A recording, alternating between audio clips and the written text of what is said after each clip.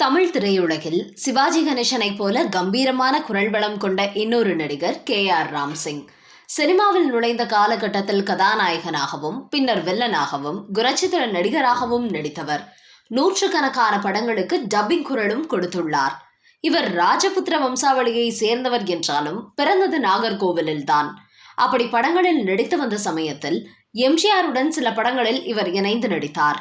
அப்போது இவருக்கும் எம்ஜிஆருக்கும் இடையே நடைபெற்ற நிகழ்வுகளை இவரது மனைவி லக்ஷ்மி ஒரு முறை மனம் திறந்து கூறியதை நீங்கள் கேட்டீர்கள் என்றால் பதைத்து போய்விடுவீர்கள். ஒருமுறை தனது சொந்த ஊரான நாகர்கோவிலில் ஒரு இடம் ஒன்று வாங்குவதற்காக ராம்சிங்குக்கு 5000 ரூபாய் தேவைப்பட்டது. யாரிடமும் அப்போது கிடைக்காத நிலையில் கடைசியாக புரட்சி தலைவர் எம்ஜிஆரிடமே கேட்டுவிடலாம் என்று ராமாவரம் தோட்டத்திற்கு சென்றார் ராம்சிங். அப்போது சாப்பிட்டு கொண்டிருந்த எம்ஜிஆர் அமர வைத்து சாப்பிட சொல்கிறார். அப்போது பேச்சுவாக்கில் கன்னியாகுமரியில் இடம் ஒன்று வாங்க 5000 ரூபாய் தேவைப்படும் விஷயத்தை தயங்கி சொல்கிறார் ராம்சிங். என்னிடம் கேட்க என்ன தயக்கம், ஜானுவிடம் போய் வாங்கிக்கொள் என புரட்சி தலைவர் எம்ஜிஆர் கூற ஜானகி அம்மாவும் அந்த 5000 ரூபாயை கொடுத்து அனுப்புகிறார். ஆனால் சில காரணங்களால் அந்த நிலம் வேறு ஒருவருக்கு கை மாற்றப்பட்டு விற்கப்பட்டு விடுகிறது. இதனால் வாங்கிய பணத்திற்கு வேலை இல்லை என்பதால் அதை எம்ஜிஆரிடமே திருப்பி கொண்டு வந்து கொடுத்து விடலாம் என மீண்டும் ராமாவரம் தோட்டத்திற்கு சில நாட்கள் கழித்து செல்கிறார் ராம்சிங். அப்போது வாசலிலேயே இருந்த ஜானகி அம்மையாரிடம் பணத்தை கொடுத்து இதை சின்னவரிடம் கொடுத்து விடுங்கள், இந்த பணத்திற்கான வேலை இல்லாமல் போய்விட்டது என்று கூறியுள்ளார்.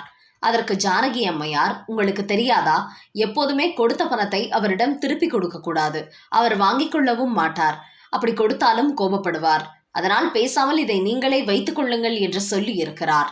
ஆனாலும் பிடிவாதமாக நின்ற ராம்சிங், இல்லை, இப்போது இந்த பணம் எனக்கு தேவையில்லை என்று திரும்ப கூற வேறு வழியின்றி வீட்டிற்குள் இருந்த கணவரிடம் இன்டர்காமில் பேசி இப்படி ராம்சிங் பணம் திருப்பி கொடுக்க வந்த விஷயத்தை சொல்லி இருக்கிறார் ஜானகி அம்மையார். சொன்னது போலவே எம்ஜிஆர் கோபமாகிவிட்டார். அவனுக்கு அவ்வளவு திமிர் வந்து விட்டதா? ஏன் அந்த பணத்திற்கு வேறு செலவே இல்லையா? பணத்தை என்னிடம் திருப்பி தரும் எண்ணம் இல்லாமல் இருந்தால் ராம்சிங்கை என் அறைக்கு அனுப்பு, இல்லை என்றால் என் முகத்திலேயே விழிக்க வேண்டாம் என்று சொல்லி அனுப்பிவிடு என்று கோபமாக கூறிவிட்டார். அப்போதாவது ராம்சிங் திருந்தி இருக்க வேண்டாமா?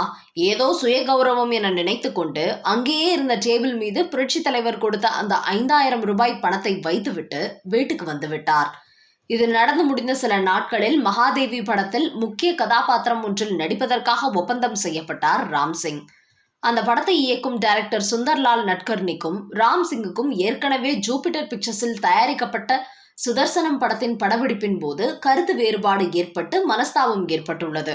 அதனால் இப்போது மகாதேவி படத்தில் ராம்சிங்கை வைத்து என்னால் இயக்க முடியாது, வேறு நடிகரை மாற்றுங்கள் என்று கூறியுள்ளார் சுந்தர்லால்.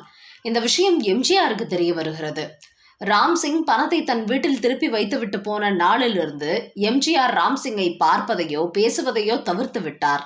ஆனால் இப்போது இப்படி ஒரு பிரச்சனை வந்ததும் இதில் தலையிட்ட எம்ஜிஆர் இயக்குனர் சுந்தர்லால் நட்கர்னியிடம், ராம்சிங் தான் இந்த கதாபாத்திரத்தில் நடிக்க வேண்டும், உங்களுக்கும் அவருக்கும் பிடிக்கவில்லை என்றால் ராம்சிங் சம்பந்தப்பட்ட காட்சியை நானே டைரக்ட் செய்கிறேன், அது மட்டுமல்லாமல் உங்கள் இருவருக்கும் ஏற்பட்ட மனஸ்தாபத்தால் தான் அவரை வேண்டாம் என்று சொல்கிறீர்கள், ஆனால் எனக்கும் ராம்சிங்குக்கும் கடந்த சில மாதங்களாக இருக்கும் மனஸ்தாபத்தை வைத்துக்கொண்டு நான் தான் ராம்சிங்கை மகாதேவி படத்தில் நடிக்க வேண்டாம் என்று சொல்லிவிட்டதாக வெளியே தப்பாக பேசிக்கொள்வார்கள் என்று சொன்ன எம்ஜிஆர் சொன்னது போலவே ராம்சிங் நடித்த காட்சிகளை அவரே டைரக்ட் செய்தார். இதே புரட்சி தலைவர் எம்ஜிஆர் தான் நாடோடி மன்னன் திரைப்படத்திலும் ராம்சிங்குக்கு முக்கிய கதாபாத்திரம் கொடுத்து நடிக்க வைத்தவர். ஆனாலும் ராம்சிங் அடுத்தடுத்து எம்ஜிஆரிடம் இது போன்ற சில கிறுக்குத்தனங்களை வெளிப்படுத்தவே செய்தார். ஒருமுறை அரச கட்டளை படப்பிடிப்பில் மதிய உணவு நேரத்தின் போது ஜெயலலிதா, அவரது அன்னை திருமதி சந்தியா ஆகியோருடன் புரட்சி தலைவர் எம்ஜிஆர் பேசிக் கொண்டிருந்த போது இந்த ராம்சிங்கும் அங்கேதான் அமர்ந்திருந்தார். அப்போது ராம்சிங்கை பார்த்து, அம்மு, நீ எல்லோரும் எங்க கட்சியில, அதாவது திமுகவில் சேர்ந்து விடுங்கள் என்று தமாஷாக கூறியிருக்கிறார் எம்ஜிஆர். ராம்சிங்கை பொறுத்தவரை காங்கிரஸில் தீவிர பற்று கொண்டவர். ஏதோ எம்ஜிஆர் சீரியஸாக கூறுவதாக எடுத்துக்கொண்டு அதன் பிறகு எம்ஜிஆர் எவ்வளவோ தடுத்தும் கூட இந்த படத்தில் நான் இனி நடிக்க மாட்டேன் என்று கோபித்துவிட்டு பாதியிலேயே வந்துவிட்டார். அதன் பிறகு வேறு வழி இல்லாமல் அந்த காட்சியை வேறு விதமாக மாற்றியமைத்து படத்தை முடித்து விட்டார்கள். அந்த படத்தின் வெற்றி விழா மதுரையில் நடந்தது. ஆனாலும் அந்த படத்தில் நடித்தார் என்கிற காரணத்திற்காக ராம்சிங்கும் அந்த வெற்றி விழாவில் கலந்து கொள்ள அழைக்கப்பட்டார். அதில் நடித்தவர்களுக்கு புரட்சி தலைவர் தன்னுடைய செலவில் மோதிரம் அணிவித்தார். ஆனால் ராம்சிங்குக்கு அணிவித்த மோதிரத்தில் மட்டும் ஏதோ சின்ன கோளாறு இருந்திருக்கிறது. அது தெரியாமல் ஏற்பட்ட ஒன்றுதான். ஆனால் அதனால் கோபித்துக் கொண்ட ராம்சிங் விழா முடிந்து புரட்சித் தலைவர் தங்கியிருந்த அறைக்கு சென்று அவர் முன்னாடியே அந்த மோதிரத்தை கழற்றி கீழே வீசி, இப்படிப்பட்ட மோதிரம் எனக்கு தேவையில்லை, எனக்கு மட்டும் ஏன் இந்த குறையுள்ள மோதிரத்தை கொடுத்தீர்கள் என்று கீழே விழுந்த மோதிரத்தை தனது பூட்ஸ் காலால் நசுக்கியும் இருக்கிறார். அப்படியென்றால் அதை அணிவித்த புரட்சித் தலைவர் எம்ஜிஆருக்கு எவ்வளவு கோபம் வந்திருக்க வேண்டும்.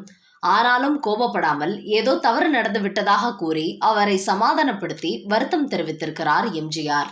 இருந்தாலும் கோபம் குறையாமல் தனக்கு திட்டமிட்டே அவமானம் நடந்துவிட்டதாக கூறி கோபித்துக் கொண்டு கிளம்பி விட்டாராம் ராம்சிங். புரட்சித் தலைவர் எம்ஜிஆர் குண்டடிப்பட்டு சென்னை அரசு மருத்துவமனையில் சிகிச்சை பெற்று வந்தபோது அவரை சந்திப்பதற்கு பலத்த கட்டுப்பாடுகள் போடப்பட்டன. அப்படி இருந்தும் அவரை பார்க்க அனுமதிக்கப்பட்டவர்களில் ராம்சிங்கும் ஒருவர். எம்ஜிஆரை பார்க்க வேண்டும் என்கிற பாசத்தில் தான் அவரும் சென்று பார்த்தார். அப்போது எம்ஜிஆர் அந்த சமயத்தில் நடந்த தேர்தலில் காஞ்சிபுரத்தில் அண்ணா ஜெயித்து விடுவாரா என்று ராம்சிங்கிடம் ஆவலாக கேட்டிருக்கிறார். அப்போதும் கூட கொஞ்சம் இங்கிதமாக பேச தெரியாத ராம்சிங், நீங்களும் அண்ணாவும் ஜெயிப்பதுதான் கடினம் என்று தன் மனதில் பட்டதை சொல்கிறேன் என்று நாகரிகம் இல்லாமல் பேசியிருக்கிறார். அப்போதும் கூட புரட்சித் தலைவர் எம்ஜிஆர் அவரை கோபித்துக் கொள்ளவில்லை. ஆனால் இப்படி பல நேரங்களில் ராம்சிங் சுய கௌரவம், தன்மானம் என்கிற பெயரில் புரட்சி தலைவரை புண்படுத்திய போதெல்லாம் அவர் புன்முறுவல் செய்தாரே ஒழிய ஒரு நாளும் ராம்சிங்குக்கு கேடு நினைக்கவும் இல்லை, கெடுதல் செய்யவும் இல்லை. ஆனால் புரட்சி தலைவரை பிரிந்து வருகின்ற போதெல்லாம் ராம்சிங்குக்கு நடிக்க வாய்ப்பு வரவில்லை. தோல்விகள் தான் தொடர்ந்தன. பிரிந்து வந்து வீராப்பு பேசிக் கொண்ட ராம்சிங் கஷ்டப்பட்டாரை தவிர புரட்சி தலைவரால் ஒரு நாளும் அவருக்கும் அவரது குடும்பத்திற்கும் எந்த தீங்கும் விளைந்ததில்லை. புரட்சி தலைவரை புரிந்து கொள்ளாமல் பிரிந்தவர்கள் தான் கஷ்டத்திற்கு உள்ளானார்களே தவிர அவர் ஒரு நாளும் எவருக்கும் கஷ்டம் கொடுத்ததில்லை. என் கணவர் தான் தேவையில்லாமல் கஷ்டத்தை வரவழைத்துக் கொண்டார் என்று கூறியுள்ளார் ராம்சிங்கின் மனைவி லக்ஷ்மி. இப்படி ஒரு சாதாரண நடிகர் தன்னை பலமுறை அவமானப்படுத்திய போது கூட அதை ஒரு பொருட்டாக மதிக்காமல் அவருக்கு உதவி செய்ய புரட்சி தலைவர் எம்ஜிஆர் நினைத்திருக்கிறார் என்றால் அவருடைய மனது எந்த அளவிற்கு பெருந்தன்மையானது என்பதை புரிந்து கொள்ளலாம்.